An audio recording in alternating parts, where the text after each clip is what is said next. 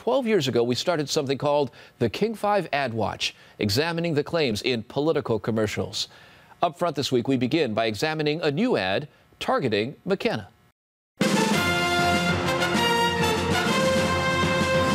you start asking around, and he isn't at all who he says he is. It's one of the first attack ads of the season. It comes from a group of Democrats and unions, and it makes two specific claims about Republican candidate for governor Rob McKenna. McKenna personally lobbied to increase his own salary up to $148,000, all while using his office to try blocking a 12-cent increase in the minimum wage. Let's start with this claim about the minimum wage. Did McKenna really try to block a 12-cent increase? Here's what really happened. Years ago, Washington state voters passed an initiative that says every year on September 30th, the state will increase the minimum wage by the rate of inflation. The state uses what's called the CPIW, a National Consumer Price Index for urban and clerical workers. For many years, that price index climbed steadily, and every year our state minimum wage went up accordingly. But the law didn't anticipate what happened between 2008 and 2009 when the economy was in a tailspin. The price index actually went down. The initiative only spells out how to increase the minimum wage, not decrease it. So during that period, the state left the minimum wage the same. Now, fast forward to 2010, the price index started to recover. That's when McKenna weighed in with his opinion as Attorney General that the minimum wage should stay the same. He argued the wage never went down and the price index was only recovering what it had lost. McKenna says the intent of the law is to make sure workers' purchasing power keeps up with inflation. And if prices aren't really higher, the wage shouldn't go up automatically. By the way, the state ignored McKenna's opinion and raised the wage 12 cents. Let's move on to the other claim in the ad. McKenna personally lobbied to increase his own salary up to $148,000. This claim also needs more context. In our state, there's a group called the WCCSEO, the Washington Citizens Commission, which sets the salaries for elected officials. McKenna talked to the commissioners by phone and supported the idea of a higher salary. But here's the context. The year was 2007 when the state had a budget surplus. All state employees got at least 3% raises. Many got 5% or more. The commission gave catch-up raises to all state elected officials, and the Attorney General was one of them. 2 years later, after the housing market and economy had crashed, McKenna spoke to the commission again, this time saying elected officials shouldn't get any raise because state employees weren't getting one either. So the commercial lacks context, and here's where it goes wrong. It tries to connect these two issues, McKenna's own salary with the minimum wage. Listen one more time. McKenna personally lobbied to increase his own salary up to $148,000, all while using his office to try blocking a 12-cent increase in the minimum wage. The phrase "all while" implies McKenna engaged in two activities at the same time. In reality, his support for raising his salary was in 2007. His opinion on the minimum wage came in 2010 after the economy tanked. The commercial tries to link the two, but these are two very different economic times, which leads us to say the claim in this ad is misleading. R-74 would legalize same-sex marriage and change state law regarding domestic partnerships. Most current partners will have to choose to tie the knot, to untie the knot, or to simply let the state tie the knot. It does take time to imagine things in new and different ways. Well, I'm getting braver and braver. I really am. Two lesbian couples in Bellevue and a discussion that could be taking place in thousands of Washington living rooms. Not always an easy discussion for all their friends. She has said to her partner, I don't care what the law is, don't even think of asking me to marry you. There's a whole different meaning behind marriage versus the legal contract of a domestic partnership. Both couples, Mary and Marianne, Mina and Joan, became legal domestic partners on the first day possible in this state. If R-74 passes, they and nearly 20,000 other people will have to choose. They can get married, they can formally dissolve the domestic partnership, or they can simply do nothing. And in June of 2014, they will automatically be married in the eyes of the state. I do get butterflies about it because it's something that you kind of go, wow, it's a big decision. I think it's a big thing, marriage. And for some people, it's quite clear very early in their partnership. For other persons, it isn't. 2 of these women have been married before, have kids and grandkids, and family can be a factor. It's probably less important to me than it is to Mina, but I understand the importance to her, mainly because of the extended family. Complicated questions, but in this living room chat, it's clear which way the big decisions will fall. We don't know what a wedding is going to look like for us. But I think if it passes, we're sure going to have one. Where do the candidates for governor stand on this ballot measure? A big difference on this issue when we asked them to answer this one. And I voted for civil rights for domestic partners. I also support traditional marriage.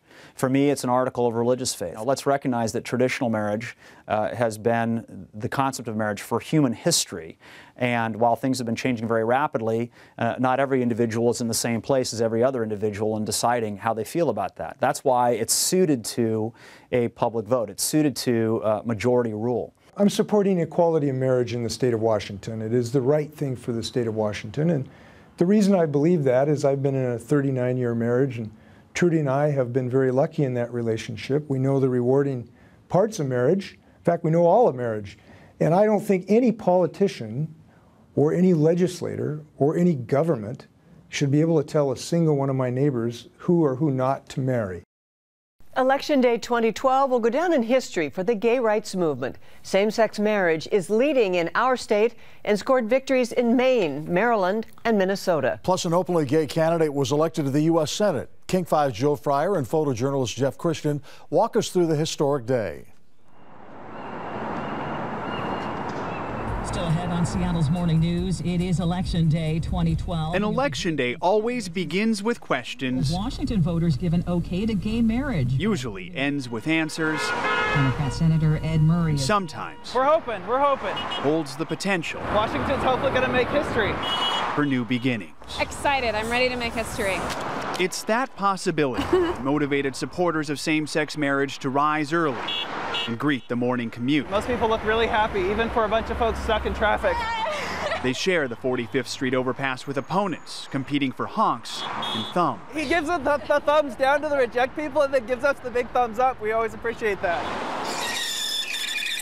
At Colati Brothers Coffee Shop on Capitol Hill, there's a blend of hope and anxiety. It's really scary and exciting. Heading into the day, they realize no state has ever voted for gay marriage, while 32 have rejected it. Oh my goodness, I'm freaking out. This is the last day, you guys. We have 12 hours remaining. Knowing it'll be close, I hope you are swollen with pride. gay rights volunteers gather in the coffee shop's back room, then hit the streets one last time. So we're on 15. We just need to see if the numbers are getting higher. To make sure every potential supporter votes yes on R-74. And I'm with you. Awesome. Thank you for your support.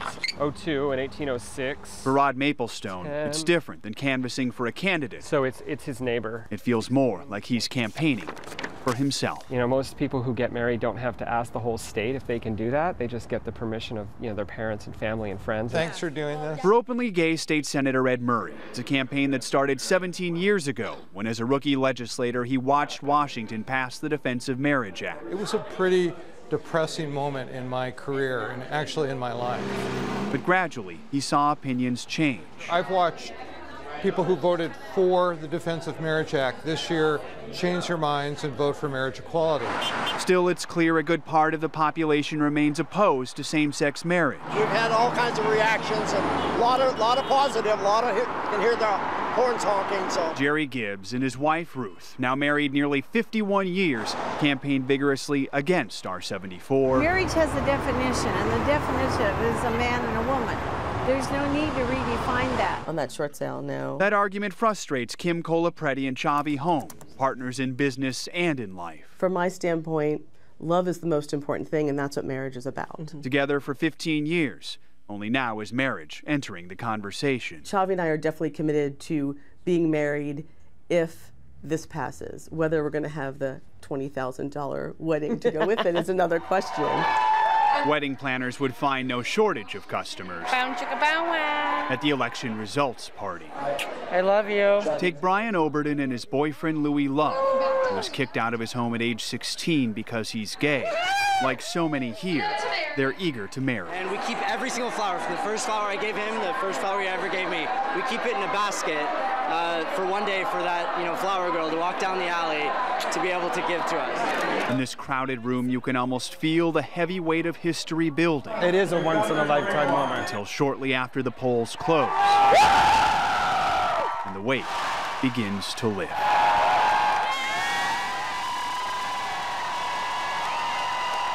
With a slight lead, they can't declare victory quite yet. You have made a difference. But they can celebrate like they've won. We're getting married, babe. Can you believe it? We did it. With victories in Maine, Maryland, and Minnesota, the losing streak is now a winning one. As they take their party to the streets of Capitol Hill. Victory! And thank the voters who said yes to their proposal. It's history, man. In Seattle, Joe Fry. It's history. What's not to like? King 5 News. So if the state legalizes marijuana, who's going to grow it? As King 5's Alan Schaffler reports, volunteers probably won't be hard to find. Come on in, Alan. Jeff Gilmore says he's never had a real job. It's just days away from harvest. He's a career farmer who showed us his current crop in what he calls one of his smaller indoor operations. Very high quality. He's been growing and selling marijuana for 35 years and giving it away often to those who need it for medical reasons. If 502 passes, he would definitely apply for a state license to keep doing this. He says it would set him free. It'll be an instantaneous change in my heart. I realized 35 years since doing something, I was right all along. Read the fine print in your voter's pamphlet and you'll find that the state of Washington is basing its assumptions on a crop every year that produces 85 million grams of marijuana. That is 93 tons a year, unless the state's pot smoking habits change and consumption goes up or down. Gilmore expects there would be intense competition for the licenses and says there's no shortage of indoor farms like this one. There could easily be 10,000 operations this big in Washington State right now. 10,000? 10,000 this size here, growing 15 to 45 plants. For calculating revenue, the state assumes 100 growers would be licensed, but Gilmore doubts that would be enough to meet demand. We're getting some nice color change in here. So would Washington's established farmers raising legal crops like apples jump into the marijuana business? The Washington Farm Bureau, the state's biggest agricultural organization, says none of its members has shown any interest in raising and selling a crop that would still be illegal under federal law. This is called God Bud. But growers like Jeff Gilmore, who've been breaking the law for decades, are much more likely to take the chance to turn a black market business into that real job Jeff has never had. Just here in Thurston County, I know of 4 warehouses that are packed with hundreds and hundreds and hundreds of plants. That is certainly a commercial operation that's completely unregulated and is just crying to pay taxes. Somewhere in Thurston County, where this crop of God Bud is ready for harvesting, I'm Alan Schaffler, King 5 News.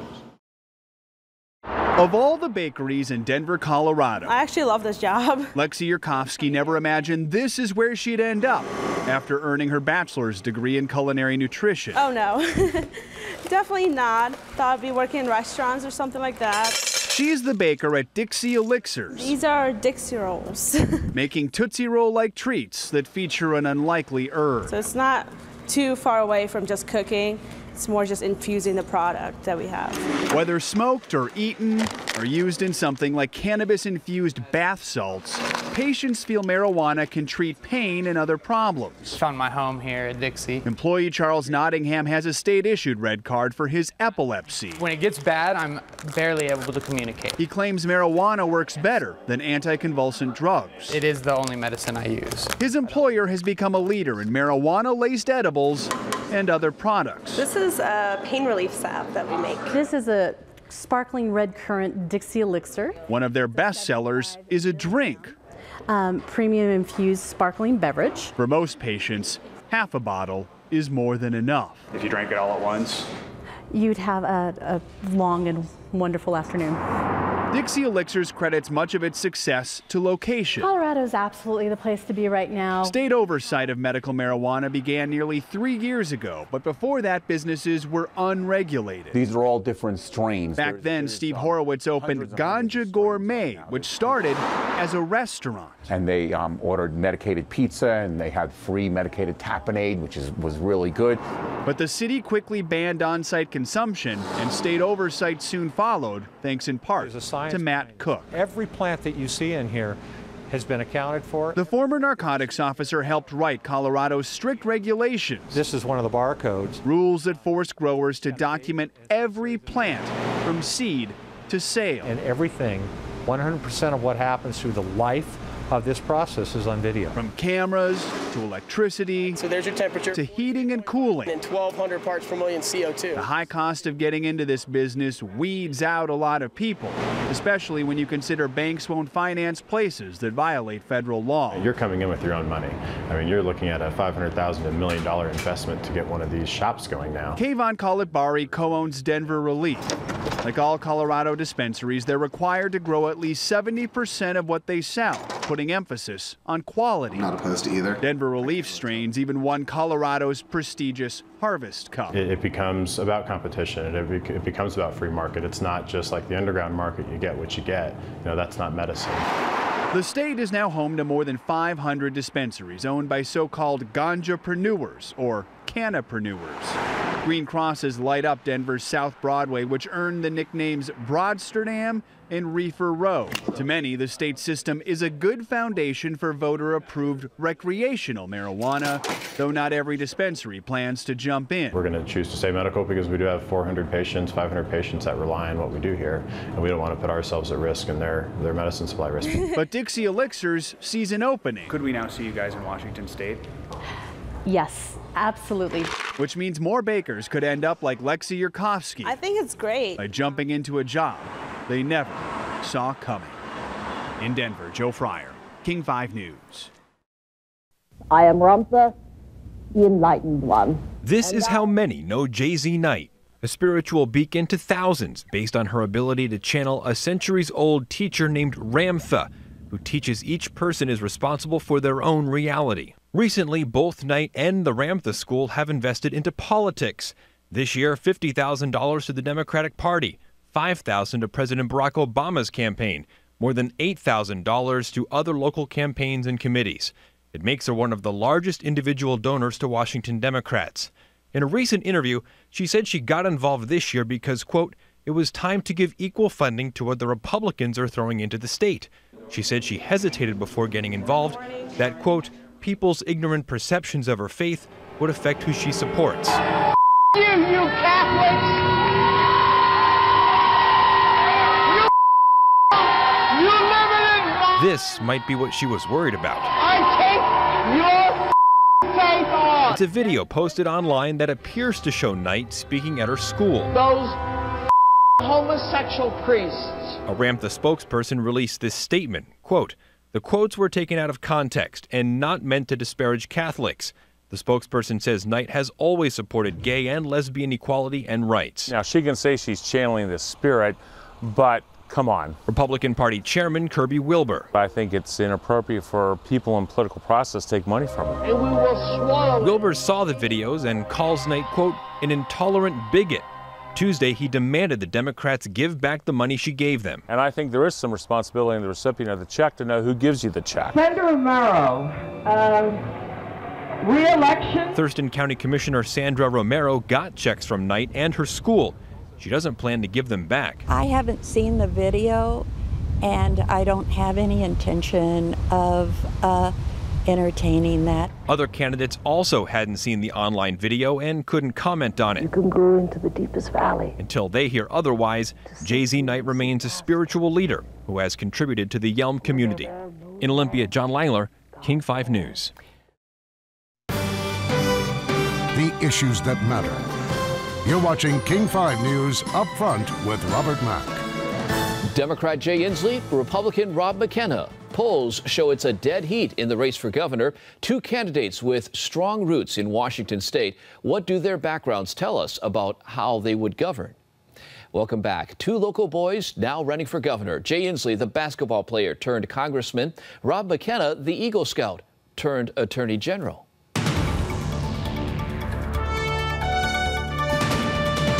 He's a Republican running in a blue state, but Rob McKenna has staked out his ground as a moderate. On his desk, a picture of a Democrat, his daughter. She's an Obama supporter, and I'm not. All right, the agenda is approved. Last year, Madeleine McKenna was student body president at the University of Washington, and yes, she warmed up the crowd when President Obama came to campus. I grew up in a different time than my dad and my mom and their generation. All young people have to find their own way where that's concerned. I remember Ronald Reagan was a big supporter of Franklin Delano Roosevelt when he was young, and you know, that's So you think that's she's all going fine. to change? Don't know that, and it's entirely up to her. The McKenna family story is filled with adventure. Robert E. McKenna was a B-24 gunner in World War II, an infantryman in Korea. Bonnie McKenna was a school teacher who was game for the military life. The couple had 2 daughters, Erin and Michelle. The gap is about a decade between the girls and the young Robert.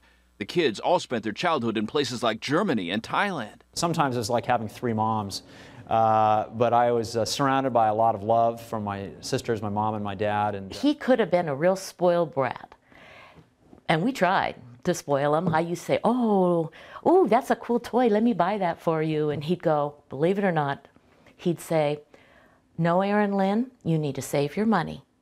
And I'd look at him like, where did you come from? You know, I'm like, really? I'm going to buy you this? I'll buy you Erin this book? Caldwell says her brother really thrived in the Boy Scouts. In the early 70s, Dad retired from the military and the family came to the Northwest, landing in suburbia, Bellevue. Always had a collar shirt, always had very neat either slacks or cords. 35 years ago, Diane Lacker was teaching debate class. For McKenna, debate became his team sport. He was also copy editor on the student newspaper, writing articles about the Honor Society, and back then calling for harsher drunk driving laws. Do you remember where you sat? Well, it's laid out so much differently now, it's hard to say. We took McKenna back to his high school cafeteria. It was here where he campaigned to be student body president. Do you remember what your speech was? Yeah, I do, a little bit. When I was running for class president, I sort of laid out a vision for, you know, how we were going to raise the money to pay for our graduation and for the senior trip. And it was fairly practical. It was like, here's what we need to do, here's how we're going to do it. McKenna easily won that high school election and went on to become student body president at the UW, too.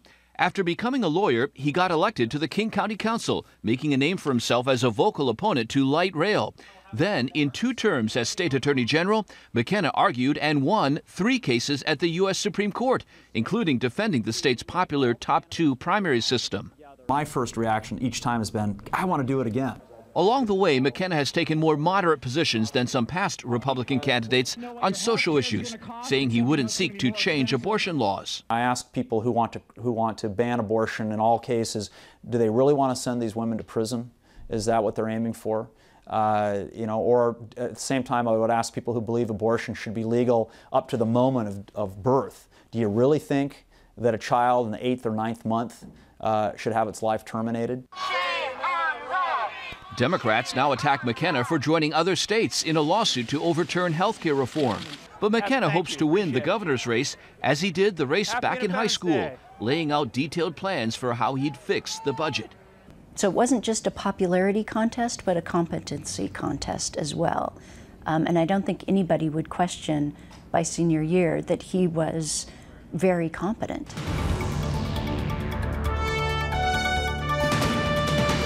Guy's a hoopster. He has a great crossover dribble. He's very fast, good three-point shot. It's a story Jay Inslee loves to tell. The time President Obama invited him to play basketball at the White House. They're always concerned about the president getting injured. Yeah. On a game like that, right? Yeah. Well, I was not there when he took 16 stitches. I did foul him. I called the foul. I thought that was good for the commander-in-chief. That competitive spirit dates back to childhood. In 1966, Jay Inslee arrived as the new kid at Seattle's Ingram High School. His family had built this rambler on the north edge of town. Frank Inslee, his dad, was a biology teacher and the football coach at Garfield. There was no doubt Frank Inslee's son was going to be a student athlete. And I was pleased to see that he was a little over 6 feet and he looked like an athlete. Coach Walt Milroy tapped Inslee for basketball. Meanwhile, the football coach made Inslee the quarterback, too. I learned some lessons here on this court. Inslee says what he got from high school athletics translated into politics. The role of a leader to create a common vision and make sure everybody knows what spot on the court they need to be at the right time to help your buddy.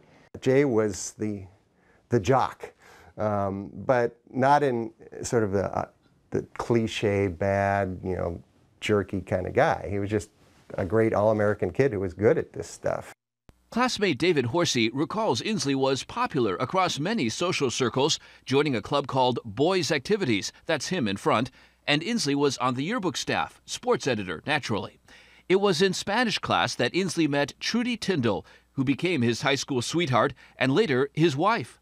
After graduation, Inslee went off to Stanford thinking he'd go into pre-med, but after 1 year, he transferred to the University of Washington, reuniting with his high school girlfriend. Romance, that's kind of like in a novel. This was, we were friends, we had a good time, we went out. It's not like we were planning our whole future at that time, it just kind of happened. The Inslees moved to Yakima, started a family. Inslee ran for state legislature, served 2 terms, then ran for Congress, surprising many when he beat Republican Doc Hastings. But just 2 years later, Hastings came back and beat Inslee. He cast a key vote as a central Washington lawmaker for the assault weapons ban. In Yakima, where they have gang problems, the police loved him for him.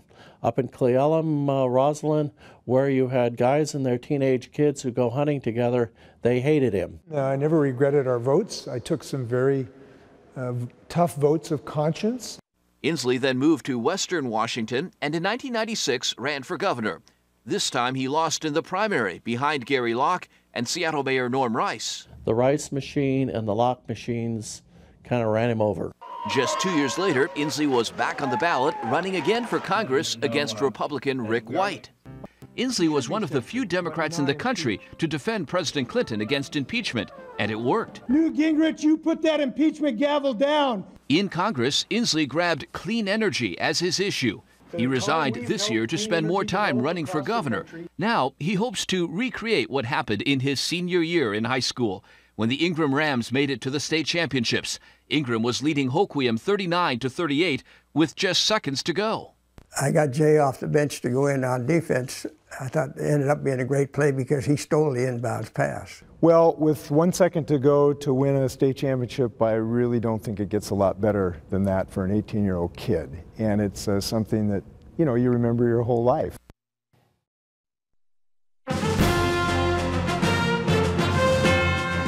Rob McKenna, Republican. Jay Inslee, Democrat. Tonight, these 2 candidates meet in the governor's debate. Live from the King 5 studios in Seattle. Let me ask you a quick question. You talked about changing upper management. Would you fire David Mosley, who runs the ferry system? Yes, but I don't think I'll need to because I think he'll resign. I think all the agency heads routinely resign. So. And what specific steps would you take, Mr. Inslee, when you say you're going to be a disruption in the force? What do you mean? Here's what I mean. If you look at what Boeing has done, they've used a science called lean management. It started at Toyota. And what specifically would you do? I would make sure that every single state employee has training in lean management, and I never hire a single leader, mid-manager or otherwise, who's not fully embracing this concept of constant quality improvement. We'll give an example of lean management. That is very, very important in this, and I'm going to get it done. Let's leave the ferries afloat for now.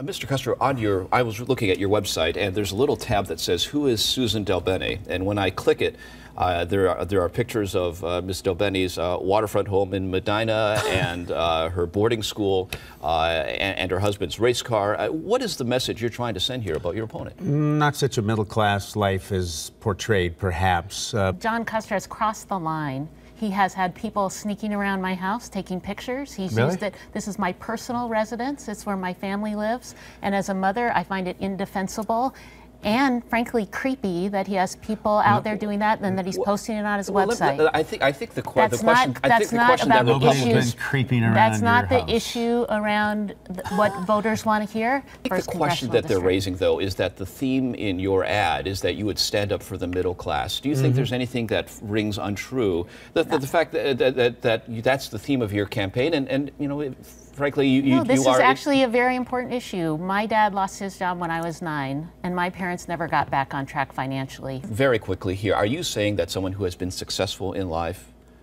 can't identify with the middle class? Because I think that's what the No, ironically, that's what the Democrats are saying about Mitt Romney, who's at the top of the ticket. That's not at all what I'm saying. I'm not going to get into this class warfare thing. I think she just portrays herself as something that's middle class.